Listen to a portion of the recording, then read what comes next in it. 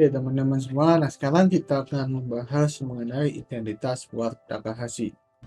Jadi, identitas Ward Takahashi itu adalah identitas yang menghubungkan fungsi titik dua fermion dengan fungsi titik elektrodinamika kuantum. Jadi, kita tinjau rapat Lagrangian dari elektrodinamika kuantum, yaitu rapat Lagrangiannya itu seperti ini. Ini adalah rapat Lagrangian foton, ini adalah rapat Lagrangian fermion yang terkoppel dengan foton. Nah, struktur dari propagator foton itu bergantung terhadap pemilihan tera pada elektrodinamika kuantum. Nah, propagator fermion itu tidak bergantung terhadap pemilihan tera, di mana propagator fermion itu memiliki bentuk diagram Feynman yang memiliki seperti ini. Jadi ISF-nya itu seperti ini. Nah, dan perumusan gambaran dari diagram Feynman propagator fermionnya itu seperti ini. Nah, apabila propagator fermion diturunkan terhadap momentum 4, maka kita memiliki partial P mu ISF tilde P itu sama dengan partial P mu I per P slash minus M. Nah, ini kita memiliki bentuk seperti ini. Ingat ya bahwa P slash itu adalah gamma mu P mu. Kalau kita turunkan, ini kan turunan dari pembagian ya. Jadi kita kita gunakan aturan turunan pembagian gitu. Kita akan memiliki bentuk seperti ini. Nah, di sini kita bisa nyatakan gitu ya dalam bentuk seperti ini. Ya, ini harusnya I juga ya. Karena minus 1 itu adalah I. Jadi ini I, ini I. Nah, kita bisa tuliskan bahwa suku yang ada di sini itu adalah propagator fermion ISF. Ini juga ISF. Jadi kita bisa nyatakan bahwa nilai ini itu adalah minus 1/E ISF. Ini adalah sebuah besaran atau sebuah fungsi baru gamma mu. Ini ISF lagi. Nah, di mana gamma mu itu menunjukkan titik pertigaan pada elektrodinamika kuantum dengan momentum foton 0. Jadi ini adalah propagator, kemudian ini adalah proses lain gitu ya. Berarti ini harusnya berada pada pertigaan di antara dua propagator fermion.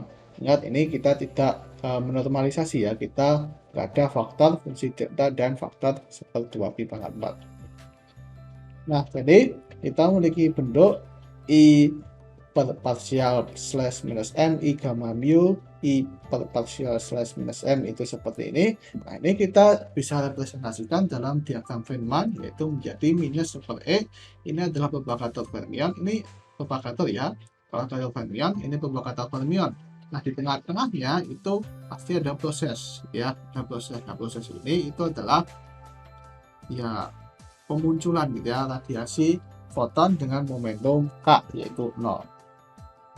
Nah, dengan demikian kita bisa dapatkan representasi diagram untuk identitas ini pada elektrodinamika kuantum untuk propagator fermion, yaitu partial mu dari ini propagator fermion itu adalah minus 1/E propagator fermion yang memancarkan foton dengan momentum K sama dengan 0 di antara kedua propagator fermion, di antara propagator fermion itu.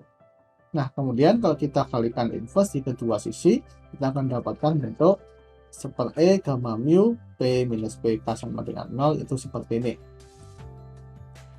Nah, dari sini kita bisa nyatakan, kita bisa jadikan satu bahwa ini itu adalah partial P mu dari ISF tilde P pangkat minus 1. Ingat bahwa dari aturan turunan, ini adalah turunan dari pembagian ya. Jadi ini adalah pembagiannya di penyebutnya itu kuadrat dan turunan dari penyebutnya itu. Nah, ini kita bisa nyatakan dalam bentuk seperti ini. Mana di sini ini adalah seperti ya, berarti kalau kita naik tadinya berarti menjadi negatif.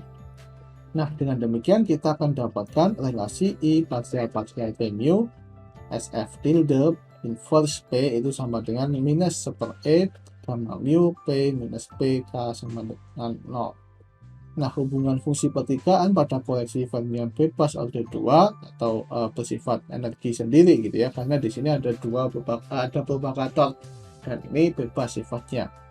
Jadi fermion yang bebas, fermionnya itu nggak berinteraksi dengan fermion lain. atau dengan boson atau apa.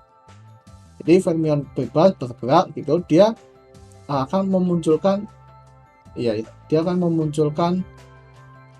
apa namanya, propagator. Gimana caranya ya? Berarti kita harus interaksikan di sini. Interaksinya apa? Berupa pemancaran cahaya. Tapi pemancaran foton itu harus di stop lagi karena energi fermionnya di akhir dan awal itu harus sama. Jadi dia membentuk sebuah loop di sini.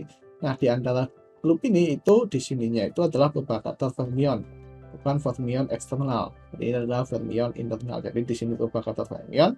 Nah, di sini kita bisa menggunakan identitas Watt Takahashi. Kalau ini kita koreksikan, kita turunkan terhadap momentumnya mu itu di sini, maka dia akan memanjatkan foton juga.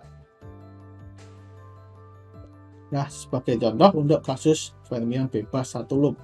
Jadi di sini kita turunkan, kita variasikan gitu ya. Ini foton bebas satu loop, maka di sini ya dia, kalau kita turunkan maka dia akan memancarkan foton dengan momentum 0. Nah, di sini hanya ada satu kemungkinan keberadaan foton yang tak bermomentum, karena foton tak bermomentum hanya muncul di daerah antara dua titik interaksi, yaitu pada daerah propagator fermion yang tidak terdapat fermion eksternal. Nah, sisi kiri itu merepresentasikan koreksi dari satu loop fermion dengan dua titik interaksi. Karena kalau satu loop itu pasti hanya ada dua titik interaksi, kita nggak bisa membuat loop dengan hanya satu interaksi gitu ya. Nah, di sana ya seperti itulah ya. Jadi di sini fotonnya itu fermionnya memancarkan, kemudian diserap lagi. Nah, sedangkan sisi kanan itu adalah koreksi 3 titik interaksi. Jadi di sini itu menjadi 3 titik interaksi dari fermion satu loop. Nah, kemudian untuk fermion 2 loop, kita memiliki dua kemungkinan untuk fermion 2 loop seperti ini. Jadi ya ada dua kemungkinan ya untuk fermion 2 loop. Nah, semua kemungkinan identitas secara grafik kita turunkan gitu ya di partial mu dari kedua fermion 2 loop ini, maka kita akan gambarkan seperti ini. Nah, ingat bahwa gangguan di sini identitas Watt Takahashi-nya itu hanya muncul ketika pada propagator. Jadi di sini yang di sini dan di sini itu nggak ada ya. Ini itu nggak ada. Jadi yang ada propagatornya itu di sini dan di sini. Kemudian di sini dan juga di sini gitu. Jadi di sini itu nggak ada juga. Gitu. Karena hanya berada di antara propagator fermion. Nah, konsekuensi dari identitas Watt Takahashi itu adalah bahwa energi sendiri dari fermion dan fungsi titik interaksi itu berubah dalam bentuk SF tilde pangkat minus 1 itu menjadi Z2 dikalikan SF tilde pangkat minus 1. Nah, dan juga F gamma mu itu menjadi gamma 1 gamma mu, di mana Z1 dan Z2 itu adalah sebuah konstanta. Nah, karena kita memiliki relasi gamma mu seperti ini, maka kalau kita substitusikan, kita akan dapatkan bahwa Z1 itu sama dengan Z2.